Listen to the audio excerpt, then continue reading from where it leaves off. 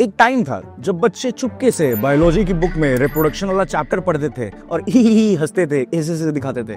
और आज के बच्चे सेक्स एजुकेशन नेटफ्लिक्स की क्लास से ले रहे हैं जहाँ सिलेबस है adultery, cheating, same sex affairs, gender fluidity और ओपन मैरिजेस। तो सवाल यह है, क्या नेटफ्लिक्स और बॉलीवुड भारत में सेक्स पर सोच बदल रहे हैं या सिर्फ समाज को सोचना बंद करवा रहे हैं? चलिए दोस्तों, आज यही नेटफ्लिक्स एंड चिल के बारे में बात करेंगे। वीडियो को लाइक कर दीजिएगा, चैनल को सब्सक्राइब कर लीजिएगा और एंड में वीडियो पे कमेंट जरूर कर दीजिएगा अगर आपको वीडियो अच्छा लगे। ना भी लगे तब भी कमेंट जरूर करिएगा। आज के ओटीटी प्लेटफॉर्म्स और बॉलीवुड को देखो, हर शो का जो टॉपिक है, सब्जेक्ट है, वो या तो किसी का अफेयर चल रहा है या फिर 3 लोगों का रिश्ता एक ही बेड पे टिकाया जा रहा है। कैसे कैसे लोग रहते हैं यार यहाँ पर। एक सीरीज आई थी लस्ट स्टोरीज नेटफ्लिक्स पे।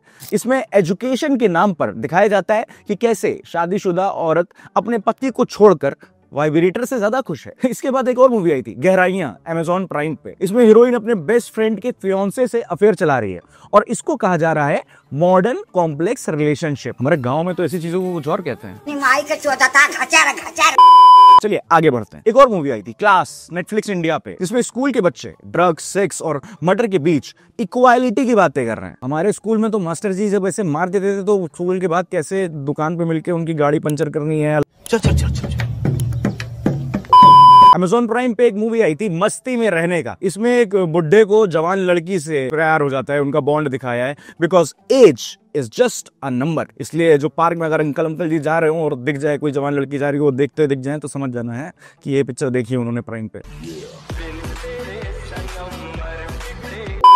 चलिए, ये तो हो गई बातें जो मैंने ऑब्जर्व की। अब आप कहोगे यार ये तुम ऐसे अपने मन से बोल रहे हो, हमें तो ऐसा नहीं लगता, हम तो बड़े ओपन माइंडेड है। तो चलिए कुछ स्टैट्स बता देता हूं, क्योंकि कुछ लोगों को नंबर्स जब तक ना बताओ ना समझ में नहीं आता है। 2022 में IMDb और मार्क्स के टॉप 10 OTT शोज में से 7 शोज में अडल्ट्री या सेक्सुअल एक्सप्लोरेशन मेन थीम था। भारत में 18 से 24 साल की ऑडियंस इस सबसे ज्यादा इस कंटेंट को कंज्यूम कर रही है। ये मैं खुद से नहीं बोल रहा, इसका सोर्स है और max media OTT audience report 2023। अब देख लीजिएगा गूगल पे। अब दोस्तों हम देखते हैं ओवरऑल मैक्रो वाइज कि इसका भारत पे क्या असर पड़ रहा है। अब कोई बोलेगा भाई ये तो एक्सप्रेशन ऑफ लव है, फ्रीडम ऑफ स्पीच है, इस पे तुम कैसे बोल दे रहे हो, तुम तो यार हेट फैला रहे हो, तुम तो ये हो, तुम तो वो हो। तो लेकिन अभी बदत है भाई, अभी बदत है।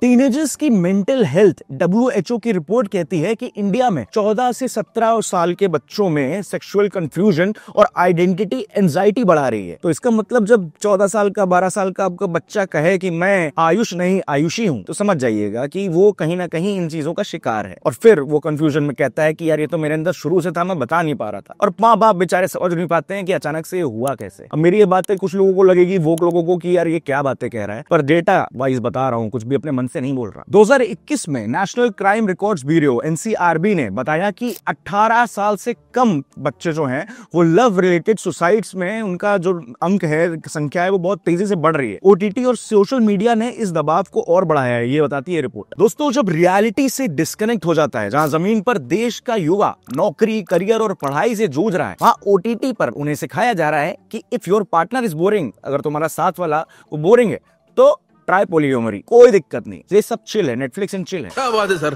क्या बात है सर।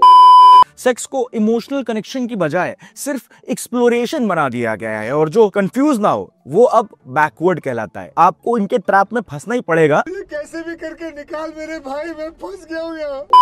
चलिए, तो रही OTT के बाद अब आते हैं बॉलीवुड की, जहां रोमांस पहले राज और सिमरन का था, अब पति पत्नी और टिंडर हो गया है। कुछ आपको इसके बड़े दिलचस्प एग्जांपल देता हूं। शुभ मंगल ज्यादा सावधान करके एक मूवी आई थी, आपको अगर याद होगा। LGBTQ रिप्रेजेंटेशन कहीं ना कहीं से बॉलीवुड का नया फेवरेट मसाला हो गया है कि इसको घिसड़ना है कहीं।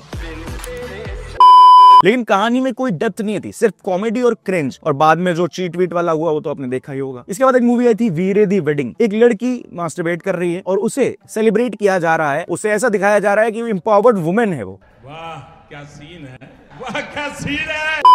खैर आगे बढ़ता है। पति पत्नी और वो एक मूवी आई थी राजपाल यादव की, तो उसमें थोड़ी स्टोरी लाइन थी, उसमें इमोशंस दिखाए गए थे शक वाली। इसका रिमेक जो आया उसमें हस्बैंड अपनी वाइफ के साथ एक बाहर लड़की से अफेयर चलाता है और पूरी कहानी एक लाइट कॉमेडी की तरह बेच दी जाती है, और लेकिन वहां पे सॉफ्टली आपको पता ना चले धीरे से एक एजेंडा नीचे सरकाया जाता है कि लड़की चाहती तो वो भी चीट कर लेती है। यहाँ पे भी गलती लड़के की है। इन सब में कॉमन बात है, सेक्स को फ्रीडम के नाम पर ग्लोरीफाई करो और मोरालिटी को ऑर्थोडॉक्स बताकर इंसल्ट करो कि ये तो तुम क्या घटिया सोच रहे हो, पूरी जिंदगी एक लड़की के साथ लड़के के साथ कैसे कटोगे, इतनी बड़ी लाइफ एक्सप्लोर करो यार, 4 जगह मुंह मारो, 6 जगह लोगों के साथ सो। ये बड़ी अच्छी बात कही आप। बॉलीवुड की एक्ट्रेसेस तो मेन स्ट्रीम मीडिया पे ये एग्जांपल ऐसे बोल चुकी हैं कि मैं एक आदमी के साथ पार्टनर के साथ रह ही नहीं सकती। अब दोस्तों एक और बड़ा सवाल है, क्या ये सब सिर्फ एंटरटेनमेंट है या कुछ एजेंडा भी चल रहा है इसके पीछे? वेस्टर्न इन्फ्लुएंस का ब्लाइंड कॉपिंग चल रहा है दोस्तों। ये हर फिल्म या शो में अब जबरदस्ती गे लेस्बियन कैरेक्टर्स घुसा दिए जाते हैं, चाहे उसकी जरूरत हो या नहीं हो। क्या समाज में आप चाह रहे हैं कि ऐसे लोग ज्यादा हैं, या फिर आपको लग रहा है कि बहुत लोग हैं वो आपके दिखाए बिना आ नहीं पाएंगे? अब तब आते हैं इसमें पॉलीगोमरी, पैनसेक्सुअल, जेंडर फ्लूइड, ट्रपल, जो 90% भारतीयों को डिक्शनरी में भी नहीं मिलेंगे, उनको पता भी नहीं होगा इसका मतलब क्या है। पर करण जौहर जैसे डायरेक्टर्स अगर कहते हैं तो आपको मानना पड़ेगा। ये कहीं ना कहीं लगता है ये अपनी पर्सनल लाइफ जो जस्टिफाई नहीं कर पाते ना, उसको कैमरा के थ्रू करते हैं। फैमिली वैल्यूज का मजाक, arrange marriage is regressive, virginity is shame, monogamy is boring, ये सब थीम्स एकदम नॉर्मल किए जा रहे हैं। अब इसके बाद रिलीजियस बायस की तो मैं क्या ही बात करूं। हिंदू धर्म से तो उनको कुछ खासी लगाव है। हिंदू के नाम हो, चाहे हिंदू वेडिंग्स हो, हिंदू कस्टम्स हो, उनको बार बार सेक्सुअलाइज या डिग्रेड करके दिखाया जाता है कि शादी में किस तरह से ये सब गलत हरकतें चल रही हैं, दुल्हन किस तरह से ये कर रही है, और पंडित जी का मजाक उड़ाया जा रहा है। अब इसके एग्जांपल सेक्रेड गेम्स जैसे देख लीजिए, बॉम्बे बेगम से एक मूवी आई थी, लैला आई थी, असूटेबल बॉय भी एक ऐसी मूवी है। अब काफी लोग मुझे पता है ये भी कहेंगे कि बच्चे तो कंटेंट खुद चूज करते हैं, व्यूअर्स कंटेंट खुद चूज करते हैं, लेकिन क्या पेरेंट्स ने ये रिस्पॉन्सिबिलिटी ली है कि वो बच्चों को उन पे नजर बनाए कि वो देख क्या रहे हैं? भारत में 70% पेरेंट्स को पता ही नहीं है कि उनके बच्चे ओटीटी प्लेटफॉर्म्स पे, सोशल मीडिया पे क्या कंटेंट कंज्यूम कर रहे हैं। इसका सोर्स है internet and mobile association of India 2021, चाहे तो चेक कर सकते हैं। पेरेंटल कंट्रोल्स यूज करने वाले पेरेंट्स की संख्या 18% से भी कम है, और ये दोस्तों काफी डराने वाली बात है, 18%। OTT platforms A rated content को भी बिना हार्ड रिस्ट्रिक्शन के दिखा देते हैं, उनको नहीं मतलब पड़ता है कि बच्चे देख रहे हैं कि नहीं। पर YouTube पे एज रिस्ट्रिक्शन आ जाता है तो मैं वीडियो नहीं बना पाता हूँ। एक 13 साल का बच्चा sex education season 3 binge watch करता है, और पेरेंट्स सोचते हैं कि एजुकेशन वर्ड आ रहा है तो हो सकता है मेरा बच्चा लाडला शायद पढ़ाई कर रहा होगा। अब दोस्तों इससे पहले आप मुझे पिछड़ी सोच का, ऑर्थोडॉक्स और बैकवर्ड ये सब कहो, इससे पहले मैं बता दूं सेक्स एजुकेशन जरूरी है, मैं भी ये मानता हूं, लेकिन इसका मतलब ये नहीं है कि हर रिलेशनशिप को इतना शैलो कर दिया जाए और हर इमोशंस को लस्ट की तरह बना दिया जाए। और आजकल यही चल रहा है कि कैजुअल चीजें और एक के साथ 2-4 और ये जेनजी के जितने सारे वर्ड्स हैं, ये इनके बारे में तो मुझे पता भी नहीं, तो यही किया जा रहा है। अब इसमें हो क्या सकता है दोस्तों? तो सरकार को, गवर्नमेंट को कंटेंट क्लासिफिकेशन पर सख्ती करनी चाहिए मेरे हिसाब से। नेटफ्लिक्स, अमेजॉन प्राइम एटसेट्रा, इन सब ओटीटी प्लेटफॉर्म पर कड़ा पेरेंटल लॉक या फिर ऑथेंटिक एज वेरिफिकेशन स्टेप्स हो। कोई ओटीपी आए या कोई को पता हो कि क्या व्यूअर देख रहा है, इतनी तेज एल्गोरिथम एआई हो गया। पेरेंट्स और टीचर्स को रियल सेक्स एजुकेशन देनी चाहिए, वैल्यूज के साथ फिजिकल, इमोशनल और मेंटल एस्पेक्ट्स को कवर करते हुए अगर ये चीजें सिखाई जाएंगी तो इनका इंपैक्ट बहुत ही अच्छा पड़ेगा। और आखिरी में दोस्तों जो मेन कंज्यूमर है, व्यूअर है, उसको जागरूक होना ही होगा। तो इंस्टाग्राम पे भी हम देख रहे हैं सॉफ्ट पॉर्न जैसा एक एजेंडा सामने आ गया है, किस तरह से आपको पता भी नहीं चल रहा पर आप एडिक्ट हो रहे हैं उसके। दोस्तों नेटफ्लिक्स और बॉलीवुड अब वो नहीं है जो सिर्फ फिल्में दिखाते हैं, ये भारत की